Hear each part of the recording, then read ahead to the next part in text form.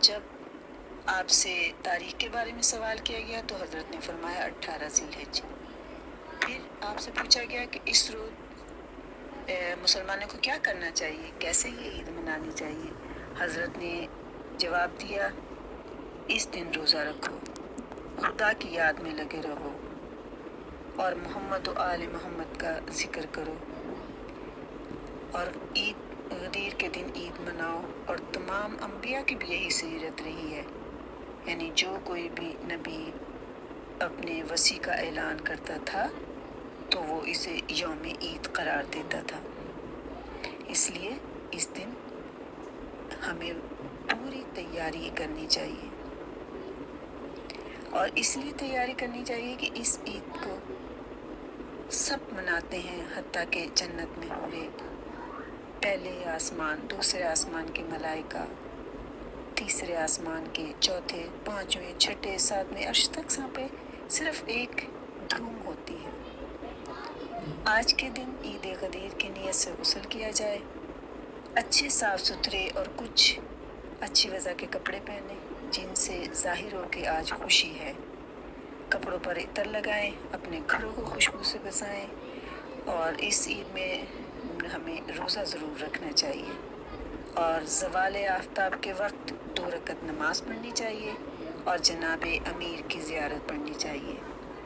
اس روز کی عید غدیر والے دن کی کچھ خاص دعائیں ہیں۔ اس کے ساتھ ساتھ یہ بھی ہے کہ اگر دعائے ندبہ بھی پڑھی جائے تو بہت اچھی بات ہوتی ہے، کیونکہ یہ سرکار امام زمانہ کی دعا ہے، اور آج کے دن ہمیں سرکار امام زمانہ کو ہی مبارکباد دینی ہے۔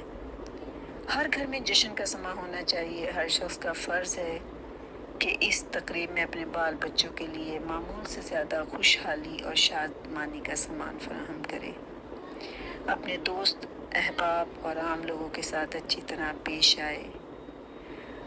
اگر امکان میں ہو تو اپنے گھر میں دسترخوان بچھائے، لوگوں کو بلائے، کھانا کھلائے، منہ میٹھا کرائے، ہو سکے تو کچھ تحفے تحائف بھی دے دے۔ کیوں آج کے دن میں دوسروں کو تحفہ دینے سے بھی آپ کے رزق میں بھی برکت ہوگی اور عمر میں بھی اضافہ ہوتا ہے۔ جب کوئی کسی سے ملے تو ہنسی خوشی بات کرے۔ اس روز سب کو خندہ پیشانی سے ملاقات کرے اور گرم جوشی کے ساتھ مصافحہ کرے۔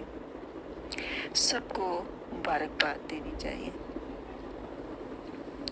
اور امام رضا علیہ السلام کا بھی یہی فرمان ہے کہ جب ایک دوسرے سے ملاقات کریں تو آپس میں ان جملوں کا تبادلہ کریں: الحمدللہ الذی جعلنا من المسلمین بولایت امیر المومنین والائمۃ علیہم السلام۔ خدا کا لاکھ لاکھ شکر ہے کہ اس نے ہمیں جناب امیر علیہ السلام اور تمام ائمہ اطہار کے رشتہ ولایت سے وابستہ رکھا ہے۔ اللہم صلی علی محمد و آل محمد وعجل فرجہم اجمعین۔ خداوند کریم اس ذکر کے صدقے سے ہماری ساری پریشانیاں دور ہوں، اور خداوند کریم ہمارے اس